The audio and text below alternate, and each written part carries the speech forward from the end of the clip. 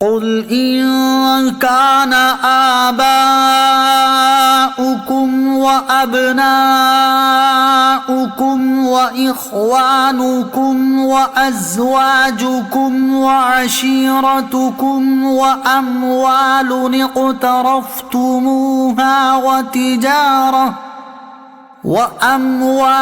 اقترفتموها وتجارة تخشون كسادها ومساكن ترضونها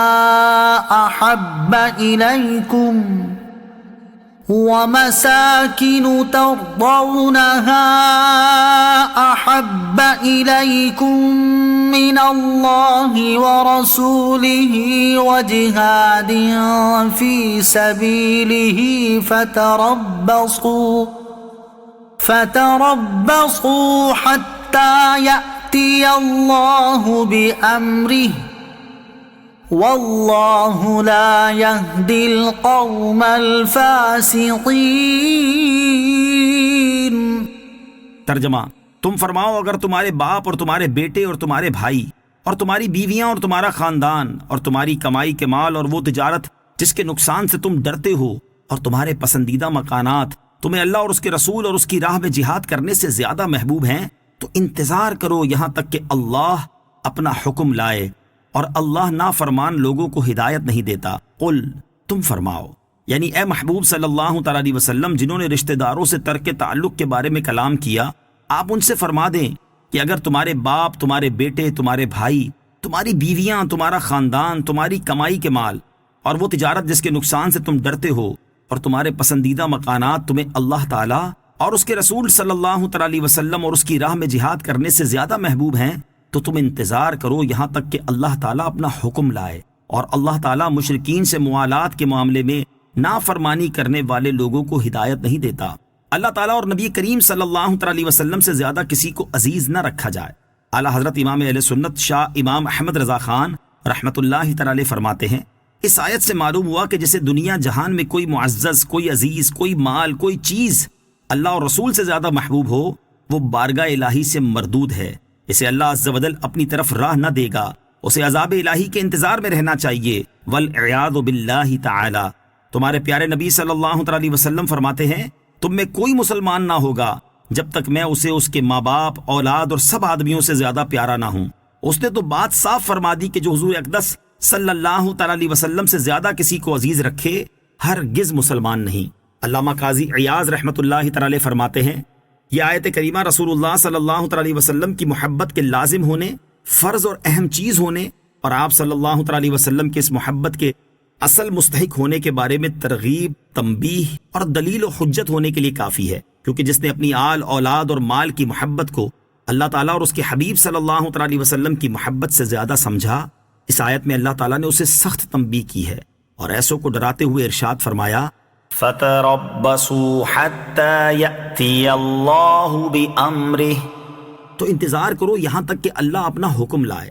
نیز آیت کے آخر میں ایسوں کو فاسق فرمایا اور بتایا کہ یہ لوگ ان گمراہوں میں سے ہیں جنہیں اللہ تعالیٰ نے ہدایت کی توفیق نہ دی۔ حضرت انس رضی اللہ تعالیٰ عنہ سے روایت ہے، بخاری شریف کی حدیث ہے، حضور اقدس صلی اللہ علیہ وسلم نے ارشاد فرمایا، جس شخص میں 3 باتیں ہوں گی اس نے ایمان کی حلاوت پائی۔ نمبر 1، اللہ تعالیٰ اور اس کا رسول صلی اللہ علیہ وسلم ان کے ماں سوا سب سے زیادہ محبوب ہو۔ نمبر 2، اللہ تعالیٰ ہی کے لیے کسی سے محبت کرے۔ نمبر 3، کفر کی طرف لوٹنے کو ایسا برا جانے جیسے آگ میں ڈالے جانے کو برا جانتا ہے۔ حضرت سہل رحمۃ اللہ تعالی فرماتے ہیں، جو شخص رسول اللہ صلی اللہ علیہ وسلم کی ولایت و حکومت تمام حالات میں نہیں دیکھتا اور اپنی جان کو ان کی ملک نہیں جانتا، تو وہ حضور علیہ الصلوۃ والسلام کی سنت کی شیرینی نہ چکھے گا، کیونکہ نبی کریم علیہ الصلوۃ والسلام نے ارشاد فرمایا، لا یؤمن احدکم حتی اکون عنده احب الیہ من نفسہ، تم میں سے وہ شخص مومن نہیں ہو سکتا جس کے نزدیک میں اس کی جان سے زیادہ محبوب نہ ہوں۔ تاجدار رسالت صلی اللہ علیہ وسلم سے محبت رکھنے کا ثواب، حضور پرنور صلی اللہ علیہ وسلم سے محبت رکھنے کا ثواب کس قدر ہے، اس کا اندازہ ان 3 احادیث سے لگایا جا سکتا ہے۔ نمبر 1، بخاری شریف کی حدیث ہے، حضرت انس رضی اللہ تعالی عنہ فرماتے ہیں، ایک شخص نبی کریم علیہ الصلوۃ والسلام کی بارگاہ میں حاضر ہوا اور عرض کی یا رسول اللہ صلی اللہ تعالی علیہ وآلہ وسلم قیامت کب آئے گی؟ ارشاد فرمایا تو نے اس کے لیے کیا تیاری کی ہے؟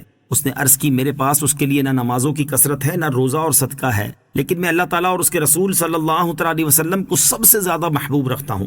تب آپ علیہ الصلوۃ والسلام نے ارشاد فرمایا تو اس کے ساتھ ہے جس کو تو محبوب رکھتا ہے۔ نمبر 2، حضرت صفوان بن قدامہ رضی اللہ تعالیٰ عنہ سے مروی ہے کہ میں نے نبی کریم علیہ الصلوۃ والسلام کی طرف ہجرت کی، میں آپ علیہ الصلوۃ والسلام کی بارگاہ میں حاضر ہوا اور عرض کی یا رسول اللہ صلی اللہ تعالی علیہ وسلم اپنا دست مبارک دیجئے تاکہ میں آپ کی بیعت کروں۔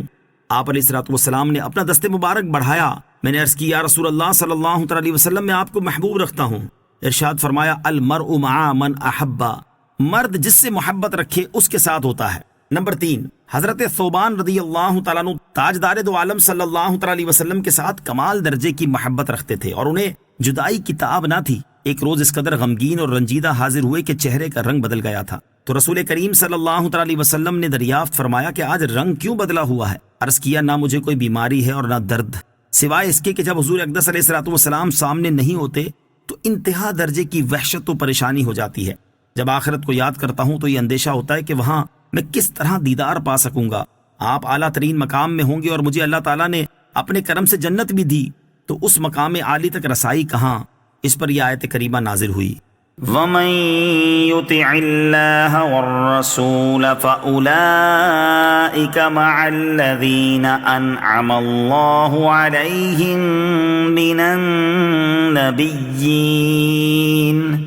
مِّنَ النَّبِيِّينَ وَالصِّدِّيقِينَ وَالشُّهَدَاءِ وَالصَّالِحِينَ وَحَسُنَ أُولَئِكَ رَفِيقًا۔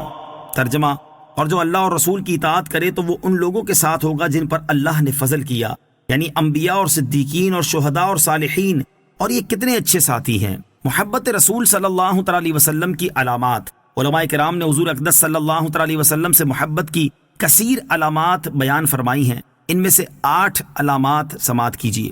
نمبر 1، اقوال اور افعال میں حضور اکرم علیہ الصلوۃ والسلام کی پیروی کرنا، یعنی سرکار دو عالم علیہ الصلوۃ والسلام نے جو کام کرنے کا حکم دیا انہیں کرنا اور جن سے منع کیا ان سے رک جانا، نیز نبی اکرم علیہ الصلوۃ والسلام کی سنتوں پر عمل کرنا۔ نمبر 2، آپ صلی اللہ تعالی علیہ وسلم نے جس عمل کی ترغیب دی اسے اپنی نفسانی اور شہوانی خواہشات پر ترجیح دینا۔ نمبر 3، بکثرت نبی کریم علیہ الصلوۃ والسلام کا ذکر جمیل کرنا اور آپ علیہ الصلوۃ والسلام پر درود شریف پڑھنا اور آپ صلی اللہ تعالی علیہ وسلم کی سیرت طیبہ کا مطالعہ کرنا۔ نمبر 4، ذکر حبیب صلی اللہ تعالی علیہ وسلم کے وقت تعظیم و توقیر بجا لانا اور اس میں گرامی سن کر انکساری کا اظہار کرنا۔ نمبر 5، جس سے سرکار علیہ الصلوۃ والسلام محبت رکھتے ہوں اس سے بھی محبت کرنا۔ نمبر 6، جس چیز سے اللہ تعالیٰ اور اس کے حبیب صلی اللہ تعالی علیہ وسلم نے دشمنی رکھی اس سے دشمنی رکھنا اور جس سے عداوت رکھی اس سے کنارہ کشی کرنا۔ نمبر 7، قرآن مجید سے محبت رکھنا۔ نمبر 8، رسول اکرم علیہ الصلوۃ والسلام کی امت کے ساتھ شفقت و مہربانی سے پیش آنا، دین کو دنیا پر ترجیح دی جائے۔ اس آیت سے معلوم ہوا کہ جب ایسی صورتحال درپیش ہو کہ دین یا دنیا میں سے کسی ایک چیز کو اختیار کرنا پڑے تو مسلمان کو چاہیے کہ وہ دین کو ترجیح دے اور دنیا کو چھوڑ کر دین کو اختیار کرے۔ اس معاملے میں فی زمانہ مسلمانوں کا حال انتہائی افسوسناک ہے کہ وہ اپنے دین کا نقصان برداشت کرنے میں کوئی دقت اور پریشانی محسوس نہیں کرتے، بلکہ بعض اوقات اس سے انتہائی لاپرواہی برتتے ہیں، جبکہ اپنی دنیا کا نقصان لمحہ بھر کے لیے بھی برداشت کرنا انہیں گوارا نہیں۔ افسوس، مسلمانوں کو نماز روزے کا کہا جائے تو یہ اپنی دنیاوی مصروفیات اور کام کی زیادتی کا بہانہ بنا کر اللہ تعالیٰ کی عبادت کرنے اور اللہ تعالیٰ کی خاطر چند گھنٹوں کے لیے بھوک برداشت کرنے کو تیار نہیں ہوتے۔ مسلمانوں کو کاروباری اور تجارتی معاملات شرعی طریقے کے مطابق سر انجام دینے کی ترغیب دی جائے تو وہ ضروریات زندگی کی زیادتی اور اپنے منافع میں کمی ہو جانے کا رونا رو کر اس سے روح گردانی کرتے ہیں۔ مسلمان عورتوں کو شرعی پردے کی تلقین کی جائے تو وہ اسے پرانی سوچ اور عورتوں پر بلا وجہ کی پابندی قرار دے کر اور آزادی نسواں کے خلاف سمجھ کر اس پر عمل کرنے کو تیار نہیں۔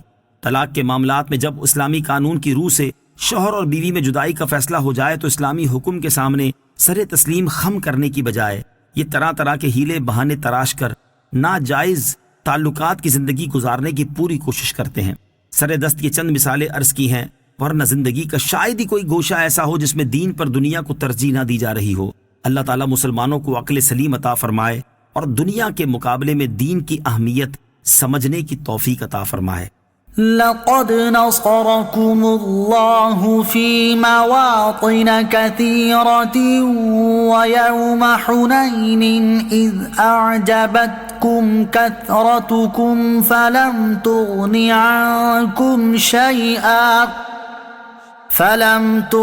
عنكم شيئا وضاقت عليكم الأرض بما رحبت ثم وليتم مدبرين۔ ترجمہ: بے شک اللہ نے بہت سے مقامات میں تمہاری مدد فرمائی، اور حنین کے دن کو یاد کرو جب تمہاری کثرت نے تمہیں خود پسندی میں مبتلا کر دیا تو یہ کثرت تمہارے کسی کام نہ آئی، اور تم پر زمین اپنی وسعت کے باوجود تنگ ہو گئی، پھر تم پیٹھ پھیر کر بھاگ گئے۔ لقد نصركم الله في مواطن كثيرة، بے شک اللہ نے بہت سے مقامات میں تمہاری مدد فرمائی، یعنی رسول کریم علیہ الصلوۃ والسلام کے غزوات میں مسلمانوں کو کافروں پر غلبہ عطا فرمایا، جیسا کہ واقعہ بدر، قریظہ، نذیر، حدیبیہ، خیبر اور فتح مکہ میں ہوا۔ وَيَوْمَ حُنَيْنٍ، اور حنین کے دن کو یاد کرو۔ حنین مکہ اور طائف کے درمیان ایک مقام کا نام ہے۔ تاریخ اسلام میں اس جنگ کا دوسرا نام غزوہ حوازن بھی ہے، اس لیے کہ اس لڑائی میں بنی حوازن سے مقابلہ تھا۔ غزوہ حنین کا واقعہ: فتح مکہ کے بعد عام طور سے تمام عرب کے لوگ اسلام کے حلقہ بگوش ہو گئے، کیونکہ ان میں اکثر وہ لوگ تھے جو اسلام کی حقانیت کا پورا یقین رکھنے کے باوجود قریش کے ڈر سے مسلمان ہونے میں توقف کر رہے تھے اور فتح مکہ کا انتظار کر رہے تھے۔ پھر چونکہ عرب کے دلوں میں کعبے کا بے حد احترام تھا اور ان کا اعتقاد تھا کہ کعبے پر کسی باطل پرست کا قبضہ نہیں ہو سکتا، اس لیے حضور علیہ الصلوۃ والسلام نے جب مکے کو فتح کر لیا تو عرب کے بچے کو اسلام کی حقانیت کا پورا یقین ہو گیا، اور وہ سب کے سب جوک در جوک بلکہ فوج در فوج اسلام میں داخل ہونے لگے۔ باقی ماندہ عرب کی بھی ہمت نہ رہی کہ اب اسلام کے مقابلے میں ہتھیار اٹھا سکیں، لیکن مقام حنین میں حوازن اور ثقیف نام کے دو قبیلے آباد تھے جو بہت ہی جنگجو اور فنون جنگ سے واقف تھے۔ ان لوگوں پر فتح مکہ کا الٹا اثر پڑا اور ان لوگوں پر خواہ مخواہ کی جاہلیت کی غیرت سوار ہو گئی، اور ان لوگوں نے یہ خیال قائم کر لیا کہ فتح مکہ کے بعد ہماری باری ہے۔ اس لیے ان لوگوں نے طے کر لیا کہ مسلمانوں پر جو اس وقت مکے میں جمع ہیں ایک زبردست حملہ کر دیا جائے۔ چنانچہ حضور پرنور علیہ الصلوۃ والسلام نے حضرت عبداللہ بن ابی حضرد رضی اللہ تعالی عنہ کو تحقیقات کے لیے بھیجا۔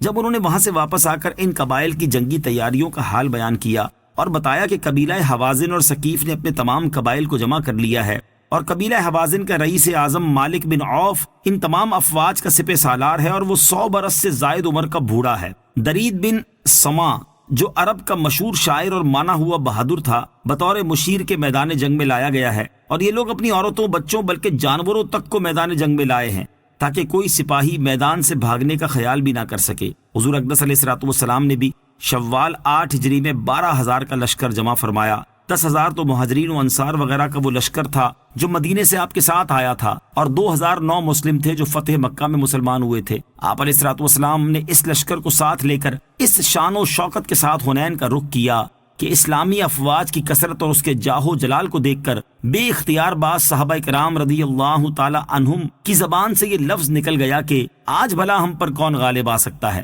لیکن اللہ تعالیٰ کو ان حضرات کا اپنی فوجوں کی کثرت پر ناز کرنا پسند نہیں آیا۔ چنانچہ اس فخر و نازش کا یہ انجام ہوا کہ پہلے ہی حملے میں قبیلہ حوازن و ثقیف کے تیر اندازوں نے جو تیروں کی بارش کی اور ہزاروں کی تعداد میں تلواریں لے کر مسلمانوں پر ٹوٹ پڑے، تو وہ 2,009 مسلم اور کفار مکہ جو لشکر اسلام میں شامل ہو کر مکے سے آئے تھے ایک دم سر پر پیر رکھ کر بھاگ نکلے۔ ان لوگوں کی بھگدڑ دیکھ کر انصار و مہاجرین کے بھی پاؤں اکھڑ گئے۔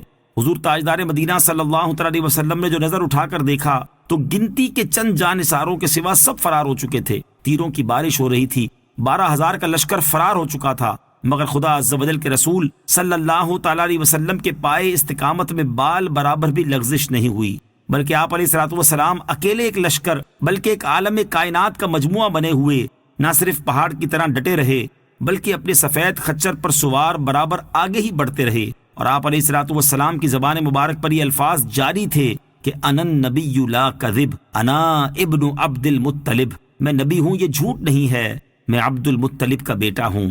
حضرت عباس رضی اللہ تعالیٰ عنہ چونکہ بہت ہی بلند آواز تھے، اس لیے آپ علیہ الصلوۃ والسلام نے انہیں حکم دیا کہ انصار و مہاجرین کو پکارو۔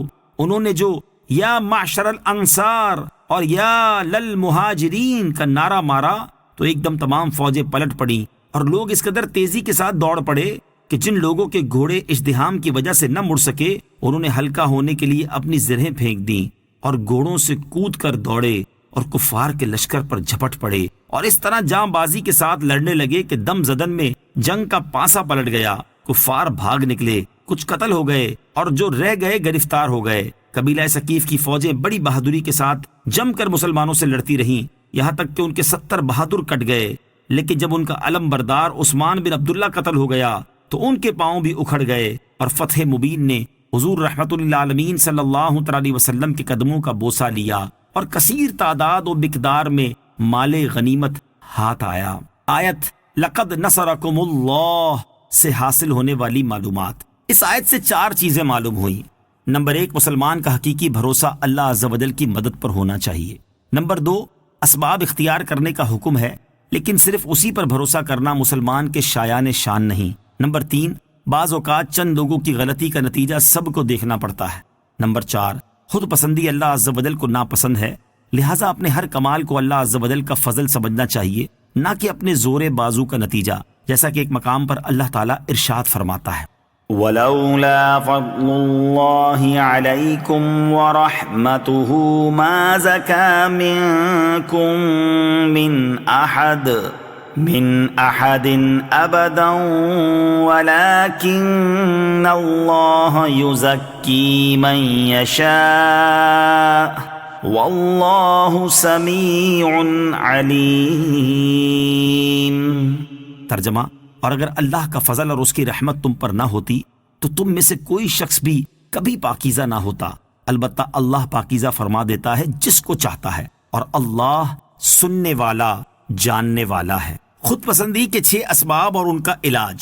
خود پسندی ایک انتہائی مذموم صفت ہے اور اس صفت کے پیدا ہونے کے مختلف اسباب ہیں جن کی معرفت ہونے کی صورت میں ہی خود پسندی سے بچا جا سکتا ہے. لہٰذا ہم ذیل میں خود پسندی کے 6 اسباب اور ان کا علاج ذکر کرتے ہیں تاکہ اس مذموم وصف کو پہچان کر اس سے چھٹکارا حاصل کیا جا سکے. نمبر 1، حسن و جمال، شکل و صورت، صحت، قوت، اعضاء میں تناسب اور اچھی آواز.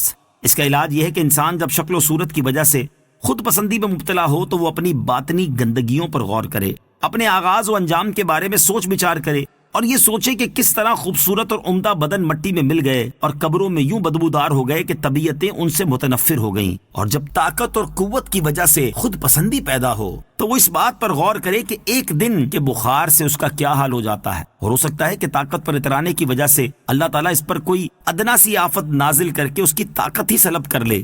نمبر 2، عقل اور سمجھداری. اس کا علاج یہ ہے کہ جب عقل اور سمجھداری کی وجہ سے خود پسندی پیدا ہو تو انسان کو چاہیے کہ وہ اللہ تعالیٰ کا شکر ادا کرے کہ اس نے اسے عقل عطا کی اور عقل ظاہر ہو جانے سے خوف زدہ ہو. نیز بے وقوف لوگوں کی طرف دیکھے کہ وہ کس طرح اپنی عقلوں پر اتراتے ہیں لیکن لوگ ان پر ہنستے ہیں، اور اس بات سے ڈرے کہ کہیں وہ ان میں سے نہ ہو اور اسے یہ بات معلوم بھی نہ ہو. نمبر 3، اچھا نسب. اس کا علاج یہ ہے کہ جب انسان اپنے اعلیٰ نسب اور اونچی نسبت کی وجہ سے اترائے تو وہ جان لے کہ اس کی یہ سوچ انتہائی جہالت پر مبنی ہے کہ اخلاق اور اعمال میں اپنے آباء و اجداد کی مخالفت کرنے کے باوجود وہ ان کے درجے تک پہنچ گیا ہے، حالانکہ ایسا نہیں ہے. اور اگر وہ ان کی پیروی کا دعویٰ کرتا ہے تو ان میں خود پسندی کہاں تھی، بلکہ ان میں تو خوف تھا اور وہ اپنے آپ کو حقیر جانتے، دوسروں کو بڑا سمجھتے اور اپنے نفس کی مذمت کرتے تھے. انہوں نے نسب کی وجہ سے نہیں بلکہ اللہ تعالیٰ کی عبادت، علم اور اچھی خصلتوں کی وجہ سے مقام و مرتبہ حاصل کیا تھا. لہٰذا اسے اس عمل کے ذریعے شرف حاصل کرنا چاہیے جس کی وجہ سے وہ معزز و محترم ہوئے. صرف نسب پر بھروسہ نہیں کر لینا چاہیے کیونکہ قبائل میں شرکت اور نسب میں مساوات تو ان لوگوں کو بھی حاصل ہے جو اللہ تعالیٰ اور آخرت پر ایمان نہیں لاتے، اور وہ اللہ تعالیٰ کے نزدیک کتوں اور خنزیروں سے بھی زیادہ برے ہیں.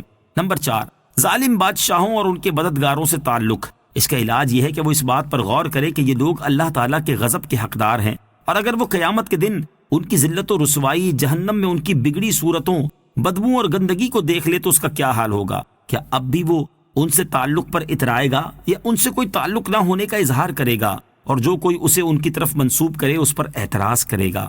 نمبر 5، بیٹوں، خادموں، رشتہ داروں، مددگاروں اور پیروکاروں کی کثرت. اس کا علاج یہ ہے کہ وہ ان لوگوں کی کمزوری کے بارے میں سوچے اور اس بات پر غور کرے کہ وہ سب اللہ تعالیٰ کے عاجز بندے ہیں اور وہ ذاتی طور پر کسی طرح کے نفع و نقصان کے مالک نہیں ہیں.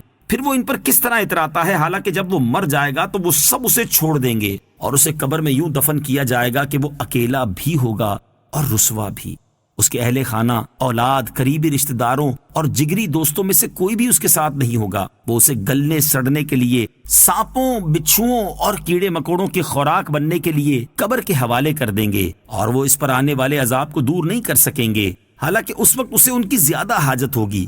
اسی طرح قیامت کے دن بھی یہ بھاگ جائیں گے، اور جو لوگ تجھے سخت ترین حالت میں چھوڑ کر بھاگ جائیں تو ان میں کیا بھلائی ہے، اور ان پر تو کس طرح اتراتا ہے۔ نمبر 6، مال۔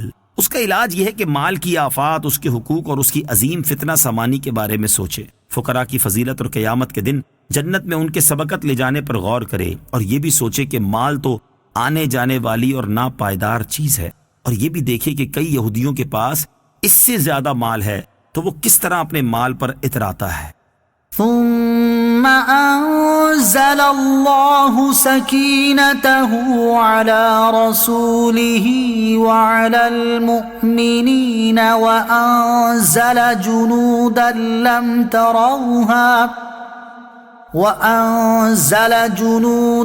لم تروها وعذب الذين كفروا وَذَلِكَ جَزَاءُ الْكَافِرِينَ۔ ترجمہ، پھر اللہ نے اپنے رسول اور اہل ایمان پر اپنی تسکین نازل فرمائی، اور اس نے ایسے لشکر اتارے جو تمہیں دکھائی نہیں دیتے تھے، اور اس نے کافروں کو عذاب دیا، اور کافروں کی یہی سزا ہے۔ ثم انزل اللہ سکینتہ، پھر اللہ نے اپنی تسکین نازل فرمائی۔ ارشاد فرمایا کہ پھر اللہ عز و جل نے اپنے رسول صلی اللہ تعالی علیہ وسلم پر تسکین نازل فرمائی کہ اطمینان کے ساتھ اپنی جگہ قائم رہے، اور اہل ایمان پر تسکین نازل فرمائی کہ حضرت عباس رضی اللہ تعالی عنہ کے پکارنے سے نبی کریم علیہ الصلوۃ والسلام کی خدمت میں واپس آئے۔ اس سے معلوم ہوا کہ جنگ حنین میں بھاگ جانے والے مسلمان مومن ہی رہے، ان کی معافی ہو گئی، ان پر رب عز و جل نے سکینہ اتارا۔ اب جو ان پر اعتراض کرے وہ ان آیات کا مخالف ہے، نیز یہ بھاگ جانے والے ہی واپس ہوئے اور انہوں نے مارکہ فتح کیا، لہٰذا یہ فتح گزشتہ خطا کا کفارہ ہو گئی۔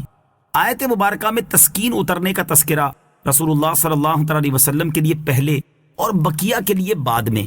اس کی وجہ یہ ہے کہ چونکہ تسکین رسول اللہ صلی اللہ تعالی علیہ وسلم کی برکت سے نازل ہوئی اور پھر آپ کے فیضان سے بقیہ صحابہ پر اتری، اس لیے سرکار دو عالم علیہ الصلوۃ والسلام کا تذکرہ پہلے ہوا، ورنہ گھبرانے والے حضرات تو دوسرے تھے، اور سرکار دو عالم علیہ الصلوۃ والسلام تو میدان جنگ میں ڈٹے ہوئے تھے۔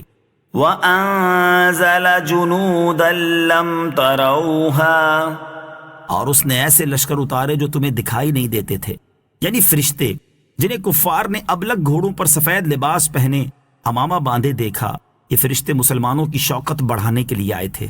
ثم يتوب الله من بعد ذلك على من يشاء والله غفور رحيم۔ ترجمہ، پھر اس کے بعد اللہ جسے چاہے گا توبہ کی توفیق دے گا، اور اللہ بخشنے والا مہربان ہے۔ ثم يتوب الله من بعد ذلك على من يشاء، پھر اس کے بعد اللہ جسے چاہے گا توبہ کی توفیق دے گا، یعنی انہیں اسلام کی توفیق عطا فرمائے گا۔ چنانچہ حوازن کے باقی لوگوں کو اسلام قبول کرنے کی توفیق دی، اور وہ مسلمان ہو کر رسول اکرم صلی اللہ تعالی علیہ وسلم کی خدمت میں حاضر ہوئے، اور حضور علیہ الصلوۃ والسلام نے ان کے اسیروں کو رہا فرما دیا۔ حوازن قبیلے کے لوگوں کا قبول اسلام۔ صحیح بخاری میں حضرت مسور بن مخرمہ رضی اللہ تعالیٰ عنہ سے روایت ہے کہ حضور اقدس صلی اللہ تعالیٰ علیہ وسلم 10 دن تک حوازن کے وفد کا انتظار فرماتے رہے۔ جب وہ لوگ نہ آئے تو آپ نے مال غنیمت اور قیدیوں کو مجاہدین کے درمیان تقسیم فرما دیا۔ اس کے بعد جب حوازن کا وفد آیا اور انہوں نے اپنے اسلام کا اعلان کر کے یہ درخواست پیش کی کہ ہمارے مال اور قیدیوں کو واپس کر دیا جائے، تو حضور علیہ الصلوۃ والسلام نے فرمایا کہ مجھے سچی بات ہی پسند ہے، لہٰذا سن لو کہ مال اور قیدی دونوں کو تو میں واپس نہیں کر سکتا، ہاں ان دونوں میں سے ایک کو تم اختیار کر لو، مال لے لو یا قیدی۔ یہ سن کر وفد نے قیدیوں کو واپس لینا منظور کیا۔ اس کے بعد آپ علیہ الصلوۃ والسلام نے فوج کے سامنے خطبہ پڑھا اور حمد و ثنا کے بعد ارشاد فرمایا کہ اے مسلمانوں، یہ تمہارے بھائی تائب ہو کر آ گئے ہیں، اور میری یہ رائے ہے کہ میں ان قیدیوں کو واپس کر دوں۔ تو تم میں سے جو خوشی خوشی اس کو منظور کرے وہ اپنے حصے کے قیدیوں کو واپس کر دے، اور جو یہ چاہے کہ ان قیدیوں کے بدلے میں دوسرے قیدیوں کو لے کر ان کو واپس کرے، تو میں یہ وعدہ کرتا ہوں کہ سب سے پہلے اللہ تعالیٰ مجھے جو غنیمت عطا فرمائے گا میں اس میں سے اس کا حصہ دوں گا۔ یہ سن کر ساری فوج نے کہہ دیا کہ یا رسول اللہ صلی اللہ تعالیٰ علیہ وآلہ وسلم، ہم سب نے خوشی خوشی سب قیدیوں کو واپس کر دیا۔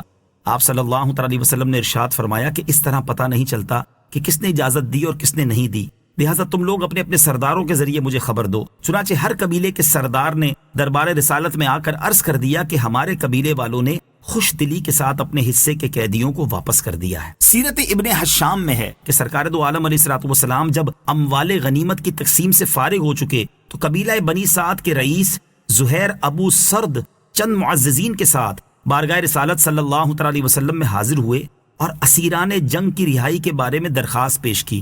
اس موقع پر زہیر ابو سرد نے ایک بہت مؤثر تقریر کی جس کا خلاصہ یہ ہے کہ اے محمد صلی اللہ تعالی علیہ وسلم، آپ نے ہمارے خاندان کی ایک عورت حضرت حلیمہ رضی اللہ تعالی عنہا کا دودھ پیا ہے۔ آپ نے جن عورتوں کو ان چھپروں میں قید کر رکھا ہے ان میں سے بہت سی آپ کی رضائی پھوپھیاں اور بہت سی آپ کی خالائیں ہیں۔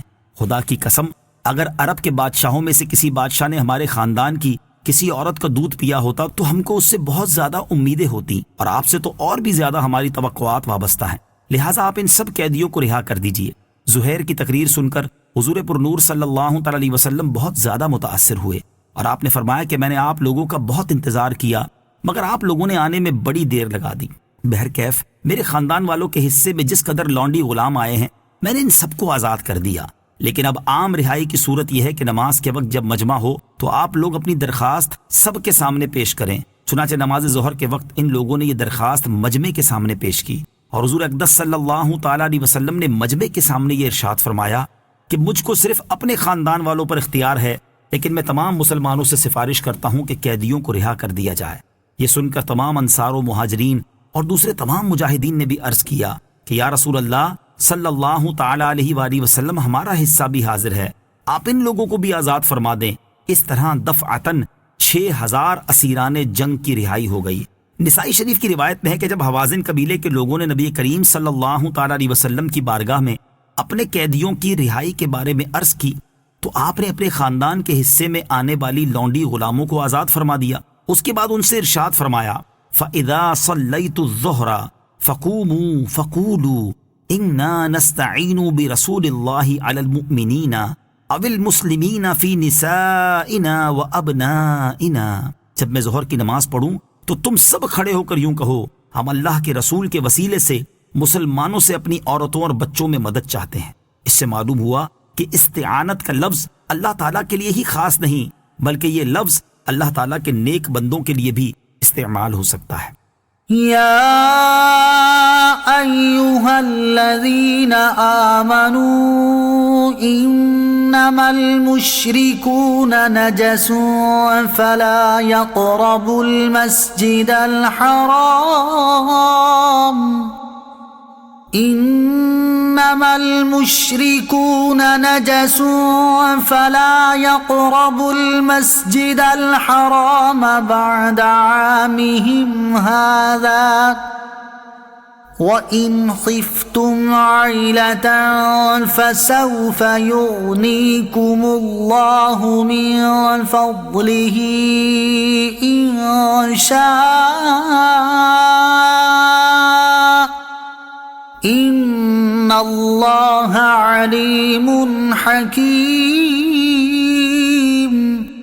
ترجمہ: اے ایمان والو، مشرک بالکل ناپاک ہیں تو اس سال کے بعد وہ مسجد حرام کے قریب نہ آنے پائیں، اور اگر تمہیں محتاجی کا ڈر ہے تو ان قریب اللہ اپنے فضل سے اگر چاہے گا تو تمہیں دولت مند کر دے گا، بے شک اللہ علم والا حکمت والا ہے۔ انما المشرکون نجس، مشرک بالکل ناپاک ہیں۔ اس آیت میں اللہ تعالیٰ نے مسلمانوں سے فرمایا ہے کہ مشرک بالکل ناپاک ہیں، یعنی ان کو باطن کے اعتبار سے ناپاک قرار دیا ہے کہ وہ کفر و شرک کی نجاست سے آلودہ ہیں۔ حکم دیا گیا کہ اس سال یعنی سن 9 ہجری کے بعد وہ مسجد حرام کے قریب نہ آنے پائیں، نہ حج کے لیے نہ عمرہ کے لیے۔ دنیا بھر کی مساجد میں مشرکوں کا داخلہ ممنوع ہے۔ یہاں مشرکین کو منع کرنے کے معنی یہ ہے کہ مسلمان مسجد حرام شریف میں آنے سے روکیں۔ یہاں اصل حکم مسجد حرام شریف میں آنے سے روکنے کا ہے، اور بقیہ دنیا بھر کی مساجد میں آنے کے متعلق بھی حکم یہ ہے کہ کفار مسجدوں میں نہیں آ سکتے. خصوصاً کفار کو عزت و احترام اور استقبال کے ساتھ مسجد میں لانا شدید حرام ہے. اعلیٰ حضرت رحمۃ اللہ تعالی فرماتے ہیں کہ یہ کہنا کہ مسجد الحرام شریف سے کفار کا منع ایک خاص وقت کے واسطے تھا، اگر یہ مراد کہ اب نہ رہا تو اللہ عز و جل پر صریح افتراء ہے. اللہ تعالیٰ نے ارشاد فرمایا انما المشركون نجس فلا يقربوا المسجد الحرام بعد عامهم هذا. ترجمہ، مشرک بالکل ناپاک ہیں تو اس سال کے بعد وہ مسجد حرام کے قریب نہ آنے پائیں. یوں ہی یہ کہنا کہ کفار کے وفود مسجد نبوی صلی اللہ تعالیٰ علیہ وسلم میں اپنے طریقے پر عبادت کرتے تھے محض جھوٹ ہے. حضور اکرم علیہ الصلوۃ والسلام کے لیے مسجد کریمہ کے سوا کوئی نشست گاہ نہ تھی. جو حاضر ہوتا یہی حاضر ہوتا. کسی کافر کی حاضری معاذ اللہ بطور استیلا و استعلا یعنی غلبے کے طور پر نہ تھی، بلکہ ذلیل و خوار ہو کر یا اسلام لانے کے لیے یا تبلیغ اسلام سننے کے واسطے تھی. وَإِنْ خِفْتُمْ عَيْلَةً، اور اگر تمہیں محتاجی کا ڈر ہے. ارشاد فرمایا کہ اور اگر تمہیں محتاجی کا ڈر ہے کہ مشرکین کو حج سے روک دینے سے تجارتوں کو نقصان پہنچے گا اور اہل مکہ کو تنگی پیش آئے گی، تو ان قریب اللہ عز و جل اپنے فضل سے اگر چاہے گا تو تمہیں دولت مند کر دے گا. حضرت اکرمہ رضی اللہ تعالیٰ عنہ فرماتے ہیں کہ ایسا ہی ہوا. اللہ تعالیٰ نے انہیں غنی کر دیا، بارشیں خوب ہوئیں اور پیداوار کثرت سے ہوئی. مقاتل نے کہا کہ یمن کے لوگ مسلمان ہوئے اور انہوں نے اہل مکہ پر اپنی کثیر دولتیں خرچ کی. اگر چاہے فرمانے میں تعلیم ہے کہ بندے کو چاہیے کہ طلب خیر اور دفع آفات کے لیے ہمیشہ اللہ عز و جل کی طرف متوجہ رہے اور تمام امور کو اسی کی مشیت سے متعلق جانے. اسی آیت پر مفتی احمد یار خان نعیمی رحمۃ اللہ تعالی فرماتے ہیں، یعنی یہ نہ سمجھو کہ اگر حج میں کفار شریک نہ ہوئے تو تمہاری تجارتیں نہ چلیں گی، بلکہ اللہ عز و جل مسلمانوں کی جماعت میں اتنی برکت دے گا کہ مسلمان حاجیوں سے اہل مکہ کے تمام کاروبار چلیں گے. رب عز و جل نے اپنا یہ وعدہ پورا فرمایا جو آج تک دیکھا جا رہا ہے. اگر چاہے اس لیے فرمایا کہ مسلمانوں کا توکل اللہ عز و جل پر رہے، نہ کہ آنے والے حاجیوں پر. قاتلوا الذين لا يؤمنون بالله ولا باليوم الآخر ولا يحرمون ما حرم الله ورسوله ولا يدينون دين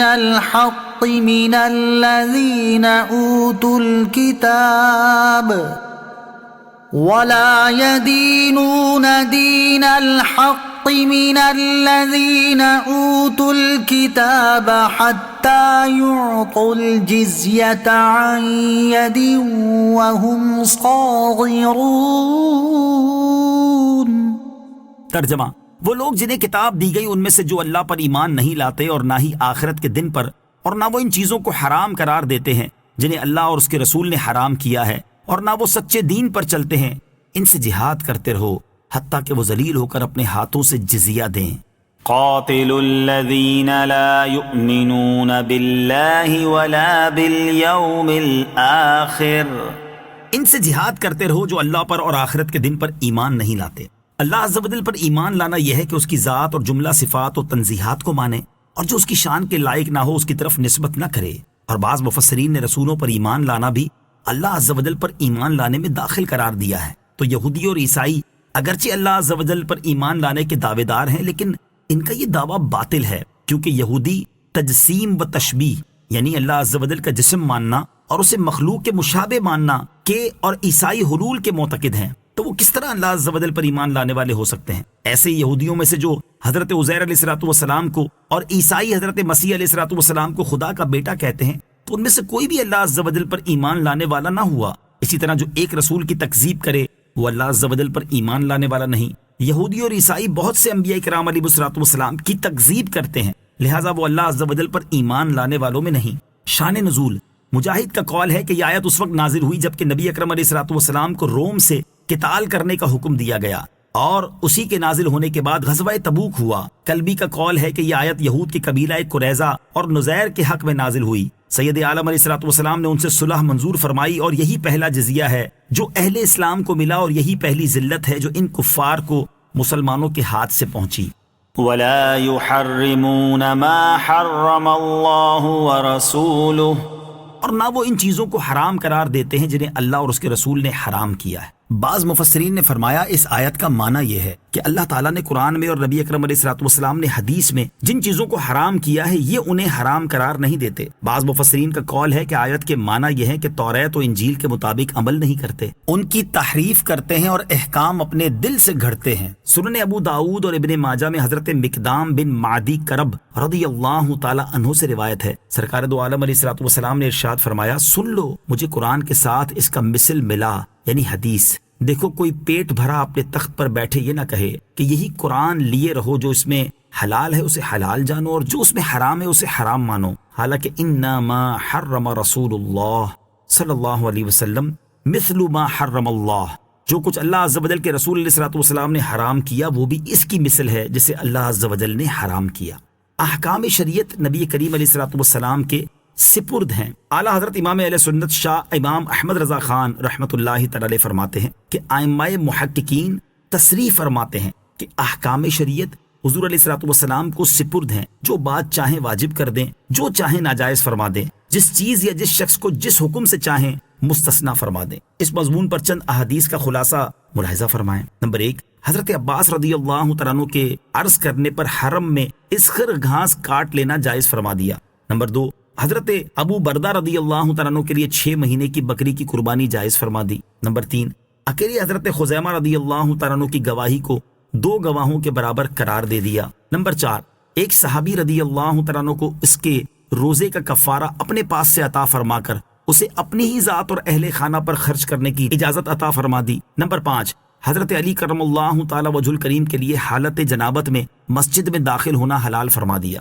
مزید تفصیلی معلومات کے لیے اعلیٰ حضرت رحمۃ اللہ تعالی کا فتاوی رضویہ کی 30ویں جلد میں رسالہ الامن والعلا لناعت المصطفیٰ بدافع البلا، مصطفیٰ کریم علیہ الصلوۃ والسلام کو دافع البلا یعنی بلائیں دور کرنے والا کہنے والوں کے لیے انعامات کا مطالعہ فرمائیں۔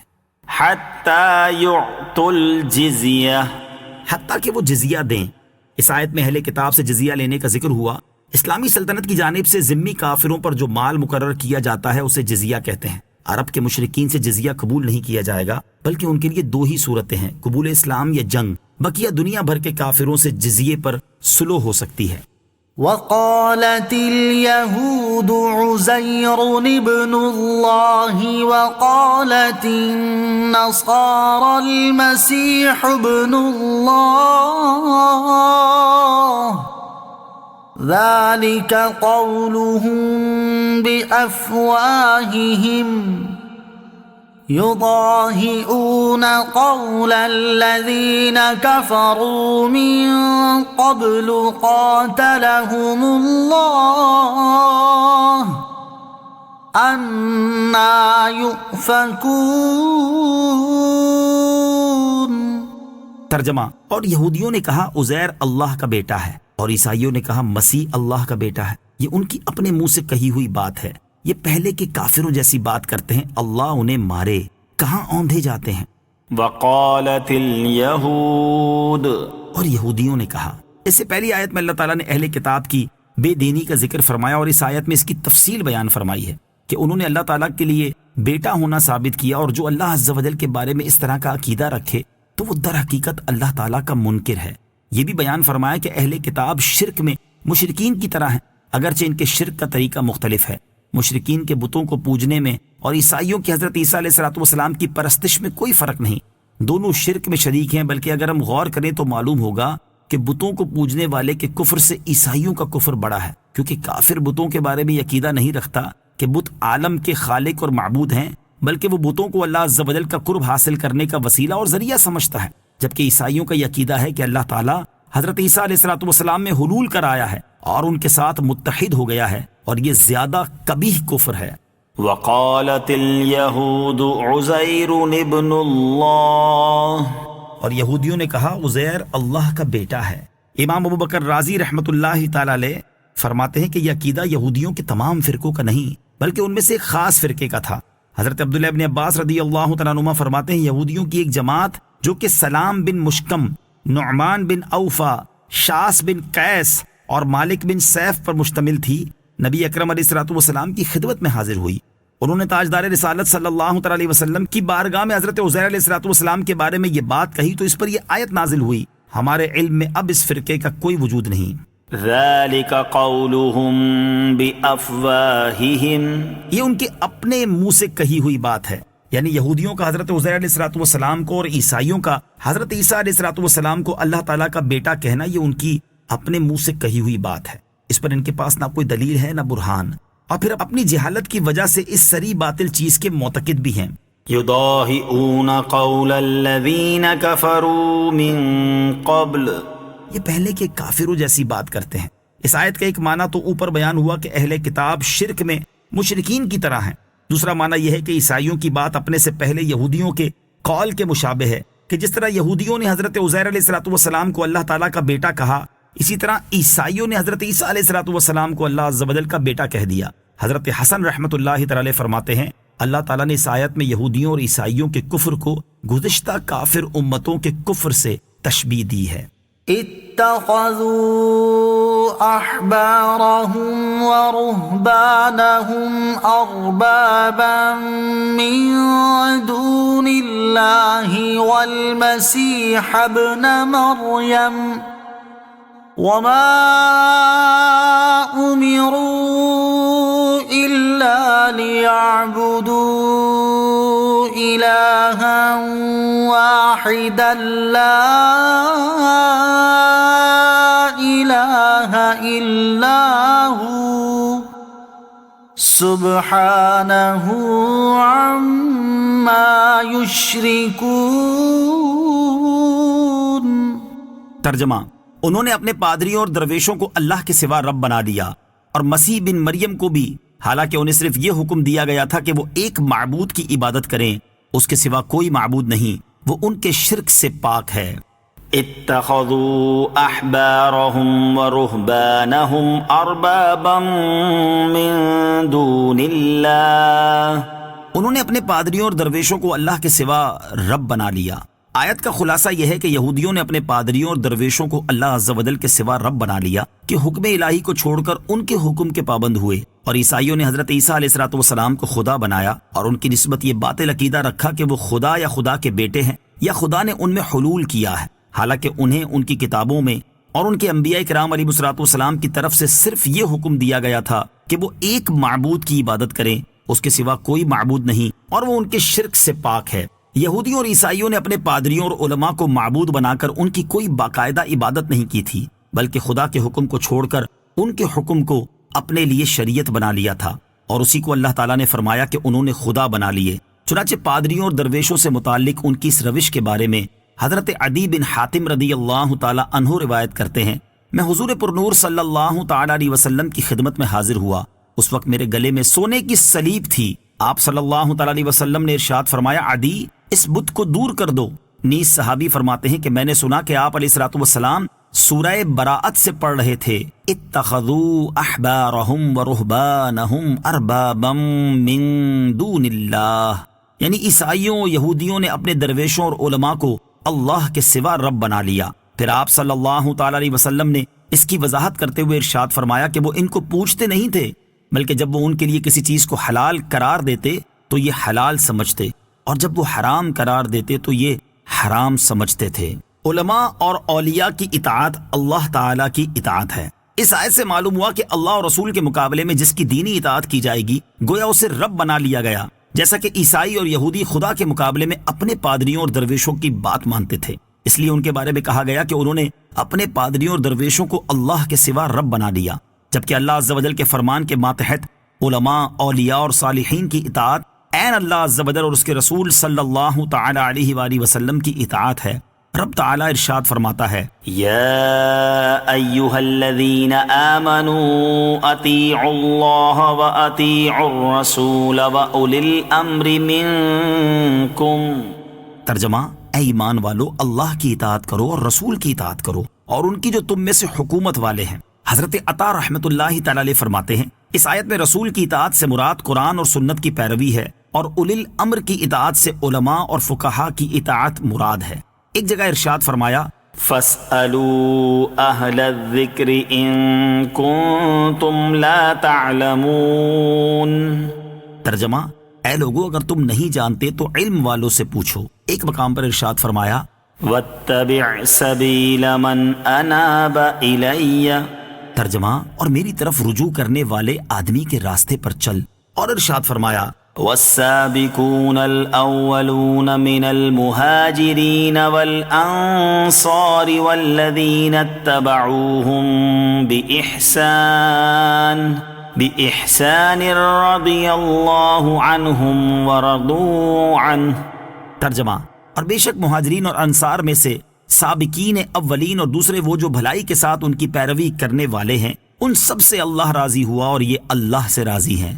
اس آیت کی تفسیر میں ایک قول یہ ہے کہ پیروی کرنے والوں سے قیامت تک کے وہ ایماندار مراد ہیں جو ایمان، طاعت اور نیکی میں انصار و مہاجرین رضی اللہ تعالی عنہم کے راستے پر چلے، ان سب سے اللہ عز و جل راضی ہوا۔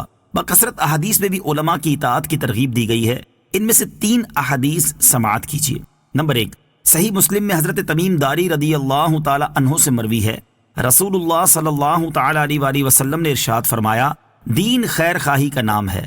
صحابہ کرام رضی اللہ تعالی عنہم نے عرض کی، یا رسول اللہ صلی اللہ تعالی علیہ وآلہ وسلم کس کی خیر خواہی کریں؟ ارشاد فرمایا، اللہ عز و جل کی، اس کی کتاب کی، اس کے رسول صلی اللہ تعالی علیہ وآلہ وسلم کی، مسلمانوں کے امام کی اور عام مومنین کی۔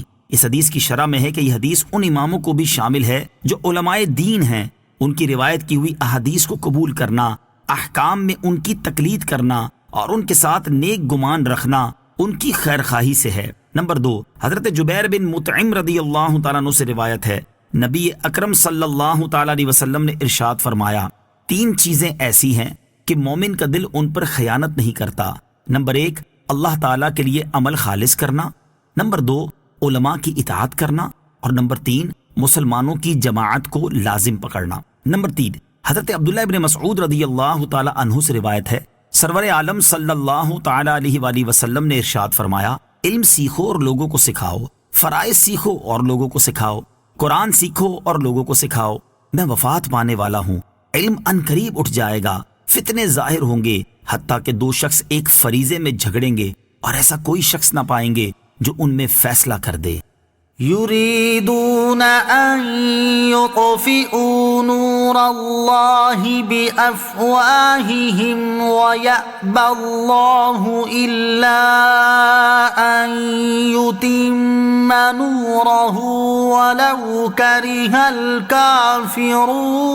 الكافرون هو الذي أرسل رسوله بالهدى ودين الحق ليظهره على الدين كله ولو كره المشركون۔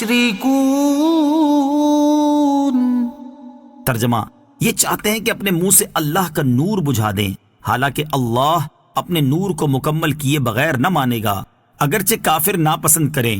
وہی ہے جس نے اپنا رسول ہدایت اور سچے دین کے ساتھ بھیجا تاکہ اسے تمام دینوں پر غالب کر دے، اگرچہ مشرک ناپسند کریں۔ یریدون ان یطفئوا نور اللہ بافواہہم، یہ چاہتے ہیں کہ اپنے منہ سے اللہ کا نور بجھا دیں۔ اس آیت میں نور سے مراد دین اسلام یا سرکار دو عالم صلی اللہ تعالی علیہ وآلہ وسلم کی نبوت کے دلائل ہیں، اور نور بجھانے سے مراد حضور پر نور علیہ الصلوۃ والسلام کا دین مٹانا ہے، یا قرآن کو شائع نہ ہونے دینا، یا حضور اقدس صلی اللہ تعالی علیہ وسلم کا ذکر روکنا، اور حضور انور علیہ الصلوۃ والسلام کے فضائل سے چڑ جانا۔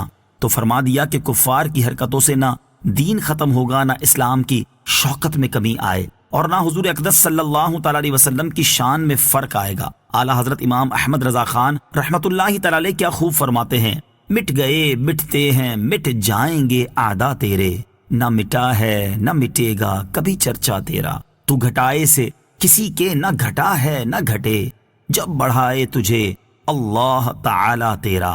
آیت هو الذی ارسل رسولہ بالہدی ودین الحق سے حاصل ہونے والی معلومات۔ اس سے 2 باتیں معلوم ہوئیں۔ نمبر 1، سچا دین اور ہدایت حضور پر نور صلی اللہ تعالی علیہ وسلم کے ساتھ ایسے وابستہ ہیں جیسے آفتاب کے ساتھ روشنی، کہ حضور اقدس صلی اللہ تعالی علیہ وسلم کو چھوڑ کر نہ ہدایت ملتی ہے نہ سچا دین۔ اگر صرف قرآن سے ہدایت مل جاتی تو تاجدار رسالت صلی اللہ تعالیٰ علیہ وسلم کو دنیا میں کیوں بھیجا جاتا؟ نمبر 2، حضور اکرم صلی اللہ تعالیٰ علیہ وسلم کبھی ہدایت اور سچے دین سے الگ نہ ہوئے، کیونکہ یہ دونوں حضور سید المرسلین صلی اللہ تعالیٰ علیہ وسلم کے ساتھ بھیجے گئے ہیں۔ جو انہیں ایک آن کے لیے بھی ہدایت سے الگ مانے وہ بے دین ہے۔ لِيُظْهِرَهُ عَلَى الدِّينِ كُلِّهِ، تاکہ اسے تمام دینوں پر غالب کر دے۔ قرآن پاک میں یہ مضمون اس آیت کے علاوہ سورہ فتحہ کی آیت نمبر 28 اور سورہ صف کی آیت نمبر 9 میں بھی بیان ہوا ہے۔ آیت میں غلبے سے دلائل اور قوت دونوں اعتبار سے غلبہ مراد ہے۔ دلائل کے اعتبار سے تو یوں کہ دین اسلام نے اپنی حقانیت پر جو دلائل پیش کیے ہیں اس سے مضبوط ترین دلائل کوئی بھی پیش نہ کر سکا، اور جہاں تک قوت کے اعتبار سے غلبے کا تعلق ہے تو اس مراد پر یہ کہا جا سکتا ہے کہ ایک بہت بڑا عرصہ ایسا گزرا ہے کہ دنیا میں صرف دین اسلام ہی غالب تھا، اور اب آئندہ اس کا کامل ظہور اس وقت ہوگا جب حضرت امام مہدی رضی اللہ تعالی عنہ دنیا میں تشریف لائیں گے۔ یا ایہا الذین آمنوا ان کثیرا من الاحبار والرہبان لیأکلون اموال الناس بالباطل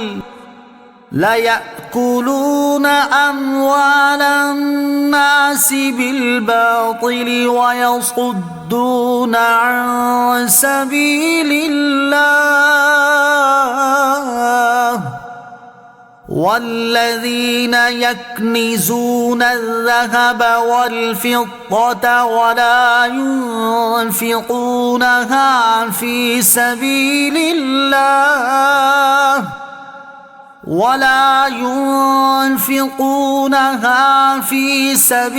الله فبشرهم بعذاب علیم۔ ترجمہ: اے ایمان والو، بے شک بہت سے پادری اور روحانی درویش باطل طریقے سے لوگوں کا مال کھا جاتے ہیں اور اللہ کی راہ سے روکتے ہیں، اور وہ لوگ جو سونا اور چاندی جمع کر رکھتے ہیں اور اسے اللہ کی راہ میں خرچ نہیں کرتے، انہیں دردناک عذاب کی خوشخبری سناؤ۔ لَيَأْكُلُونَ أَمْوَالَ النَّاسِ بِالْبَاطِلِ، باطل طریقے سے لوگوں کا مال کھا جاتے ہیں۔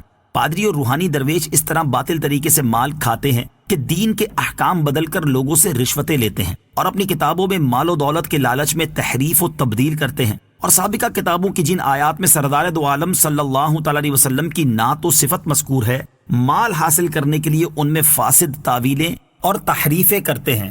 دین کو دنیا کمانے کا ذریعہ بنانے کی مذمت۔ اس آیت سے معلوم ہوا کہ دین کا علم اس لیے حاصل کرنا تاکہ اس کے ذریعے دنیا کا مال، دولت، عزت، منصب اور وجاہت حاصل ہو، یہ انتہائی مذموم اور اپنی آخرت تباہ کر دینے والا عمل ہے۔ احادیث میں بھی اس کی شدید مذمت بیان کی گئی ہے۔ چنانچہ حضرت ابو ہریرہ رضی اللہ تعالیٰ عنہ سے روایت ہے، سرکار دو عالم صلی اللہ تعالیٰ علیہ وسلم نے ارشاد فرمایا، جس نے وہ علم حاصل کیا جس سے اللہ تعالیٰ کی رضامندی حاصل کی جاتی ہے، لیکن اس نے وہ علم اللہ تعالیٰ کی رضا حاصل کرنے کی بجائے دنیا حاصل کرنے کے لیے سیکھا، تو وہ قیامت کے دن جنت کی خوشبو نہ پائے گا۔ حضرت کعب بن مالک رضی اللہ تعالیٰ عنہ سے روایت ہے، رسول اللہ صلی اللہ تعالیٰ علیہ وسلم نے ارشاد فرمایا، جو اس لیے علم طلب کرے تاکہ علماء کا مقابلہ کرے یا جہلاء سے جھگڑے یا لوگوں کی توجہ اپنی طرف کرے تو اسے اللہ عز و جل آگ میں داخل کرے گا۔ حضرت جابر بن عبداللہ رضی اللہ تعالیٰ عنہ سے روایت ہے، ابن ماجہ کی حدیث ہے کہ حضور انور علیہ الصلوۃ والسلام نے ارشاد فرمایا، علماء کے سامنے فخر کرنے، بے وقوفوں سے جھگڑنے اور مجلس آراستہ کرنے کے لیے علم نہ سیکھو، کیونکہ جو ایسا کرے گا تو اس کے لیے آگ ہی آگ ہے۔ ابو داؤد شریف کی حدیث حضرت ابو ہریرہ رضی اللہ تعالیٰ عنہ سے روایت ہے، نبی کریم صلی اللہ تعالیٰ علیہ وسلم نے ارشاد فرمایا، جس نے لوگوں کے دلوں کو اپنے جال میں پھنسانے کے لیے عمدہ گفتگو سیکھی تو اللہ تعالیٰ قیامت کے دن اس کی فرض عبادات قبول فرمائے گا، نہ نفل۔ وَلَا يُنفِقُونَهَا فِي سَبِيلِ اللَّهِ، اور اسے اللہ کی راہ میں خرچ نہیں کرتے۔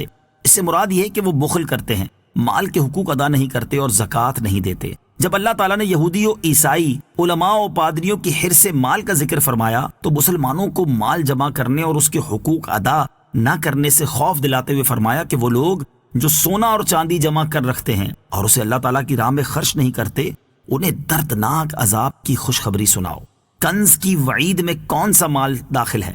حضرت عبداللہ ابن عمر رضی اللہ تعالیٰ عنہما سے مروی ہے کہ جس مال کی زکوٰۃ دی گئی وہ کنز نہیں، یعنی وہ اس آیت کی وعید میں داخل نہیں، خواہ دفینہ زمین میں دفن شدہ خزانہ ہی ہو، اور جس کی زکوٰۃ نہ دی گئی وہ کنز ہے جس کا ذکر قرآن میں ہوا کہ اس کے مالک کو اس سے داغ دیا جائے گا۔ کس مال کو جمع کرنا بہتر ہے؟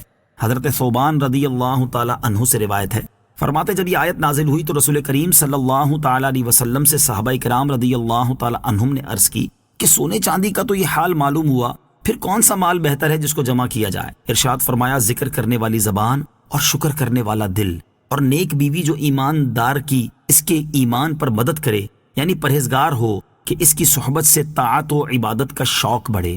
مال جمع کرنے کا حکم اور مالدار صحابہ کرام رضی اللہ تعالی عنہم کے واقعات۔ یاد رہے کہ مال کا جمع کرنا مباح ہے، مذموم نہیں، جبکہ اس کے حقوق ادا کیے جائیں۔ حضرت عبد الرحمن بن عوف اور حضرت طلحہ وغیرہ اصحاب رضی اللہ تعالی عنہم مالدار تھے۔ اسی مناسبت سے صحابہ کرام رضی اللہ تعالی عنہم کی مالداری کے چند واقعات سماعت کیجیے۔ حضرت عثمان غنی رضی اللہ تعالی عنہ کی مالداری تو ویسے ہی بہت مشہور ہے، ان کے علاوہ چند مالدار صحابہ کرام رضی اللہ تعالی عنہم یہ ہیں۔ نمبر 1، حضرت عبد الرحمن بن عوف رضی اللہ تعالیٰ عنہ تاجدار رسالت صلی اللہ تعالیٰ علیہ وسلم کی دعا کی برکت سے اللہ تعالیٰ نے حضرت عبد الرحمن بن عوف رضی اللہ تعالیٰ عنہ کو کثیر مال عطا فرمایا، اور اپنی مالداری کے باوجود بکثرت صدقہ و خیرات بھی کیا کرتے تھے۔ نبی اکرم صلی اللہ تعالیٰ علیہ وسلم کے مقدس زمانے میں آپ نے اپنے مال میں سے پہلے 4000 درہم صدقہ کیے، پھر 40000 درہم اللہ تعالیٰ کی راہ میں خیرات کیے، اس کے بعد 40000 دینار صدقہ کیے، پھر 500 گھوڑے اور اس کے بعد 500 اونٹ راہ خدا میں صدقہ کیے۔ ایک مرتبہ مدینہ منورہ میں حضرت عبد الرحمن بن عوف رضی اللہ تعالیٰ عنہ کا تجارتی قافلہ آیا، اس قافلے میں گندم، آٹے اور کھانے سے لدے ہوئے 700 اونٹ تھے۔ حضرت عائشہ صدیقہ رضی اللہ تعالیٰ عنہا نے شور سنا تو اس بارے میں دریافت فرمایا تو انہیں بتایا گیا کہ حضرت عبد الرحمن بن عوف رضی اللہ تعالیٰ عنہ کا تجارتی قافلہ واپس آیا ہے جس میں گندم، آٹے اور طعام سے لدے ہوئے 700 اونٹ ہیں۔ حضرت عائشہ رضی اللہ تعالیٰ عنہا نے فرمایا میں نے نبی کریم علیہ الصلوۃ والسلام کو ارشاد فرماتے ہوئے سنا ہے کہ عبد الرحمن بن عوف رضی اللہ تعالیٰ عنہ جنت میں گھسٹتے ہوئے داخل ہوں گے۔ جب یہ بات عبد الرحمن بن عوف رضی اللہ تعالیٰ عنہ کو معلوم ہوئی تو آپ نے کہا اے میری ماں، میں آپ کو گواہ بناتا ہوں کہ میں نے یہ تمام اونٹ اپنے ساز و سامان کے ساتھ اللہ عز و جل کی راہ میں صدقہ کر دیے۔ جب عبد الرحمن بن عوف رضی اللہ تعالی عنہ کا انتقال ہوا تو آپ کے ترکے میں حاصل ہونے والے سونے کو کلہاڑوں کے ذریعے سے کاٹا گیا، یہاں تک کہ لوگوں کے ہاتھوں میں آبلے پڑ گئے۔ اس کے علاوہ آپ رضی اللہ تعالی عنہ کے ترکے میں 1000 اونٹ، 3000 بکریاں اور 100 گھوڑے شامل تھے جو بقیع کی چراہ گاہ میں چرتے تھے۔ نمبر 2، حضرت طلحہ بن عبید اللہ رضی اللہ تعالیٰ عنہ۔ حضرت طلحہ بن عبید اللہ رضی اللہ تعالیٰ عنہ کی عراقی زمینوں سے ہونے والی آمدنی 4 سے 5 لاکھ درہم تک تھی، اور سرات کی زمینوں سے ہونے والی آمدنی 10,000 دینار کے لگ بھگ تھی۔ یوں ہی آراس سے بھی آمدنی ہوتی تھی۔ آپ رضی اللہ تعالیٰ عنہ بنو تمیم کے ہر ضرورت مند کی ضرورت پورا کرتے، ان کی مدد کرتے، ان کی بیواؤں اور غیر شادی شدہ افراد کی شادیاں کراتے اور ان کے قرض اتارا کرتے تھے۔ نیز ہر سال زمین کی پیداوار کی آمدنی سے 10,000 درہم حضرت عائشہ صدیقہ رضی اللہ تعالی عنہا کو بھجوایا کرتے تھے۔ نمبر 3، حضرت زبیر بن العوام رضی اللہ تعالی عنہ۔ حضرت حشام بن عروہ رضی اللہ تعالی عنہما اپنے والد سے روایت کرتے ہیں کہ حضرت زبیر رضی اللہ تعالی عنہ کے ترکے کی قیمت 5 کروڑ 10 لاکھ یا 5 کروڑ 20 لاکھ درہم تھی۔ مصر، اسکندریہ اور کوفہ میں آپ کی رہائش گاہیں تھیں، بصرہ میں آپ کی حویلیاں تھیں، مدینہ منورہ کی زمینوں سے آپ کے پاس غلے کی پیداوار سے آمدنی آتی تھی۔